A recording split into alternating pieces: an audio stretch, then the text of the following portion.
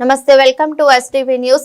మదినగూడ నుండి సంగారెడ్డి వరకు జరుగుతున్న ప్రధాన రహదారి నిర్మాణ పనులను వేగవంతం చేయడానికి అడ్డుగా ఉన్న హైటెన్షన్ విద్యుత్ స్తంభాలు, లైన్ల సమస్యలను ఎమ్మెల్సీ డాక్టర్ చిన్నమైల్ అంజిరెడ్డి గురువారం పరిశీలించారు. ఈ పరిశీలన కార్యక్రమంలో నేషనల్ హైవే, టీజీఐఏసీ, జీహెచ్ఎంసీ, విద్యుత్ మరియు రెవెన్యూ శాఖల అధికారులు పాల్గొన్నారు.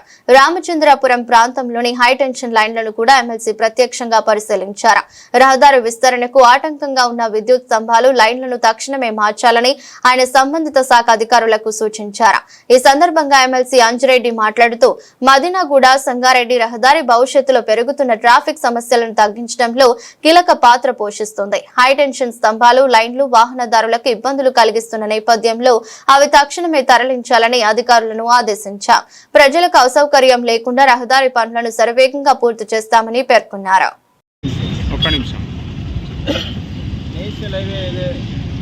మదినగూడ నుండి సంగారెడ్డి వరకు ఎక్స్టెన్షన్ ఏదైతే ఉందో మన రామచంద్రాపూర్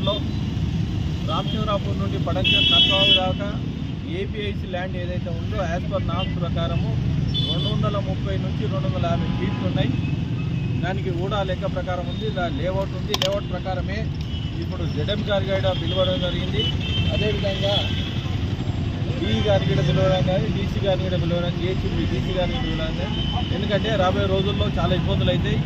ఎక్కడైతే ఎంక్రోచ్ అయిందో ఆ ఎంక్రోచ్ తీసేయమని, అదేవిధంగా హైటెన్షన్ పోల్స్ ఏవైతే ఉన్నాయో వాళ్ళు పొరపాటున ఎందుకు వేసారో ఆ హైటెన్షన్ పోల్స్ అవి 100 ఫీట్ రోడ్లో 115 ఫీట్లో రోడ్లో ఉన్నాయి.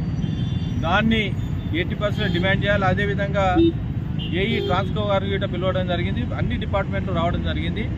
దీంతో ఏంటంటే సర్వీస్ రోడ్ అయినా, బఫర్ జోన్ అయినా, రాబోయే రోజుల్లో వెహికల్స్ పార్కింగ్ అయినా లేకపోతే యూటిలిటీ కోసానికైనా యాజ్ పర్ రూల్ ఏదైతే ఉందో రూల్ ప్రకారం చేయాలని అందరి డిపార్ట్మెంట్ కోఆర్డినేషన్తో పిలవడం జరిగింది.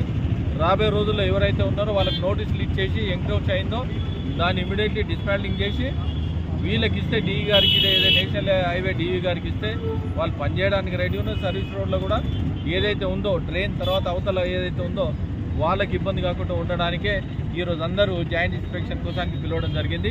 ఈ పిలిచి వచ్చినందుకు వాళ్ళందరూ చూసారు, కల్లారగడ చూసారు. రోడ్లో వచ్చింది అవి, ఈ రోడ్లో వచ్చిన దానికి కంపల్సరీ తీసేస్తామని కూడా కమిట్మెంట్ చేయడం జరిగింది.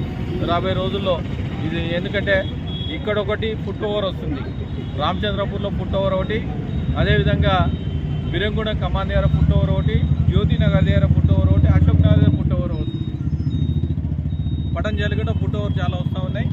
ఈ విధంగా రోడ్ విడ్త్ చేయడానికి నేషనల్ హైవే ఏదైతే ఉందో బారికేడ్ చేసి రాబోయే రోజుల్లో ఈ ఇబ్బంది కాకుండా, క్రాసింగ్ కాకుండా ఇబ్బంది ప్లాన్ చేసుకొని ప్రపోజల్ చేయడానికి ఈరోజు రావడం జరిగింది. ఇన్స్పెక్షన్ కూడా చేయడం జరిగింది మా హ్యాండ్ ఓవర్లో.